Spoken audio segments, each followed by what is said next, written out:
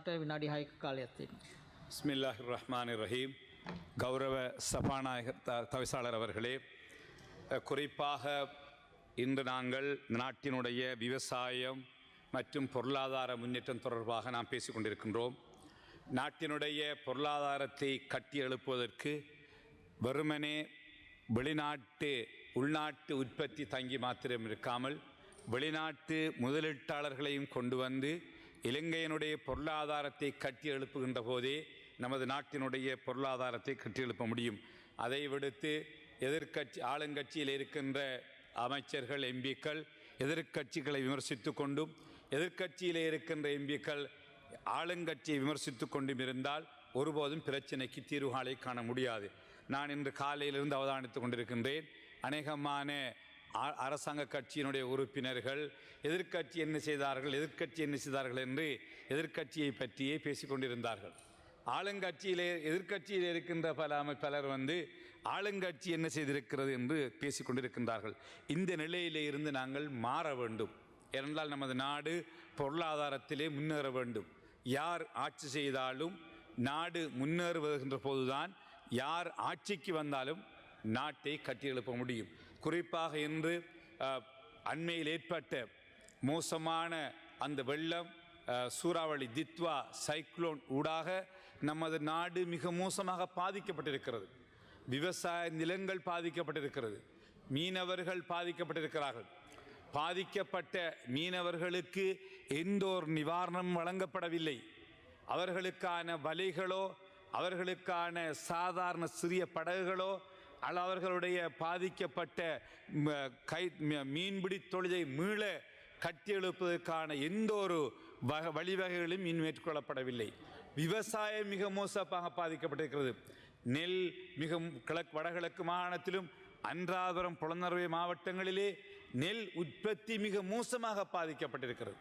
அந்த விவசாயிகளுக்கான எங்களுடைய கௌரவ எம்பி உதுமாளர்களின் பக்கத்தில் இருக்கிறார்கள். அம்பாறை மாவட்டம் நிறைய மோசமாக பாதிக்கப்பட்ட பிரதேசம். ஆனால் இன்னும் அந்த விவசாயிகளுக்கு எந்த ஒரு நட்டீடும் வழங்கப்படவில்லை. அவர்களுக்கான நட்டீடு என்ன, அவர்களுக்கான எந்த ஒரு முன்மொழிவுகளும் வைக்கப்படவில்லை. ஆகவே இது அவர்கள் எவ்வாறு அவர்களுக்கு ஏதாவது ஒரு மானிய அடிப்படையிலே அல்லது நிவாரண அடிப்படையிலே உரங்கள் அல்லது ஏனைய பசல்கள் வழங்கப்பட வேண்டும், விதை நெல் வழங்கப்பட வேண்டும், சில எரிபொருள்களை வழங்க வேண்டும். இப்படி ஏதோ ஒரு அடிப்படையில் நீங்கள் உதவி செய்கின்ற போதுதான் அந்த விவசாய தொழிலை தேசிய ரீதியிலே கட்டி எழுப்ப முடியும். அதே போன்றுதான் மரக்கறி வகைகள், அந்த உற்பத்தி செய்கின்றவர்கள், பூக்களை உற்பத்தி செய்கின்றவர்கள், அவர்களுடைய தொழில் மிக மோசமாக நுவரெலிய கண்டி மாத்தளை மாவட்டங்களிலே பாதிக்கப்பட்டிருக்கிறது. அதற்கான சில திட்டங்களை பற்றி பேசுகிற மொழிய இதுவரையிலே அவர்களுக்கு எந்த ஒரு வேலை திட்டங்களும் போய் கிடைக்கவில்லை. ஆகவே கௌரவ தவிசாளர்கள், எங்களுடைய கௌரவ பிரதி நிதி அமைச்சர் அவர்கள் இங்கே இருக்கிறார்கள். இதனுடைய முக்கியமான ஒரு பொறுப்பு வாய்ந்த அமைச்சர். ஆகவே இந்த விடயங்களில் கொஞ்சம் நீங்கள் அதிக கவனத்தை செலுத்த வேண்டும். ஏதோ ஒரு அடிப்படையில் இந்த தொழில் முயற்சிகளை தேசிய ரீதியில் அவர்களை கட்டி எழுப்பதற்கு நாங்கள் முயற்சி எடுக்க வேண்டும். என்றால் இன்று ஒரு ஹோல்சேல் பிரைஸ், இன்று கேரட் ஒரு கிலோ 300 ரூபாய், போஞ்சிக்காய் 450 ரூபாய், கரைக்கொச்சிக்காய் 600 ரூபாய்.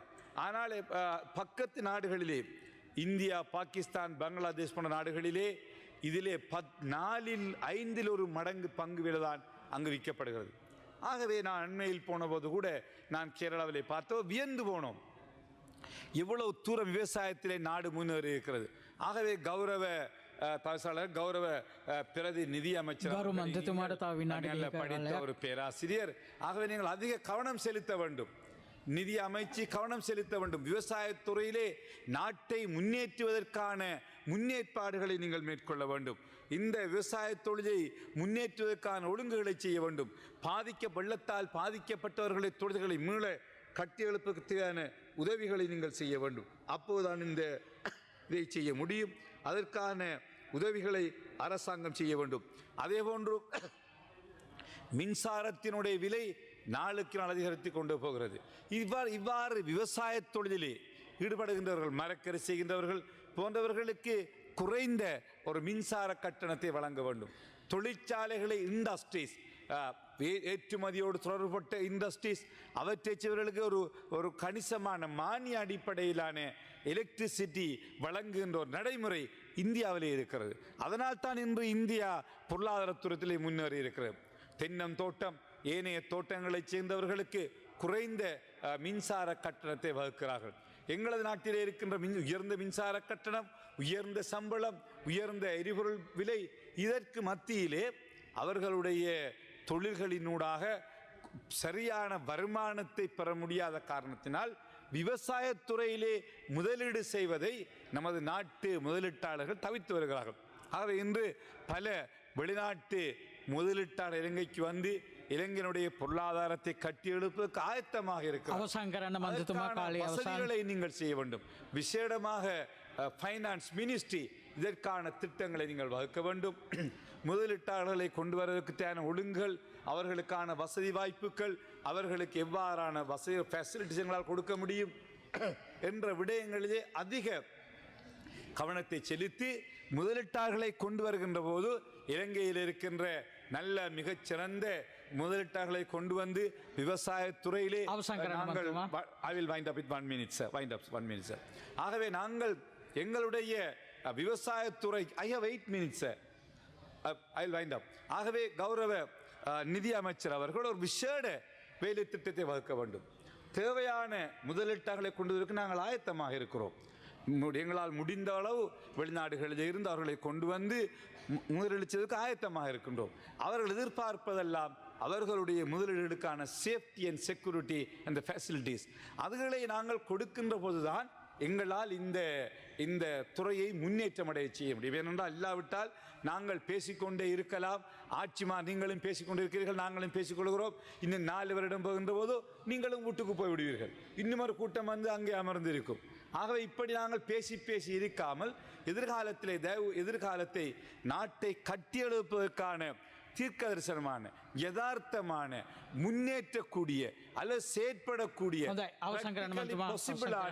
வேலை திட்டங்களை நீங்கள் மேற்கொள்ள வேண்டும். அதற்கு நாங்கள் என்றென்றும் முழுமையான ஒத்துழைப்பை வழங்குவதற்கு ஆயத்தமாக இருக்கின்றோம் என்று கூறி விடைபெறுகிறேன்.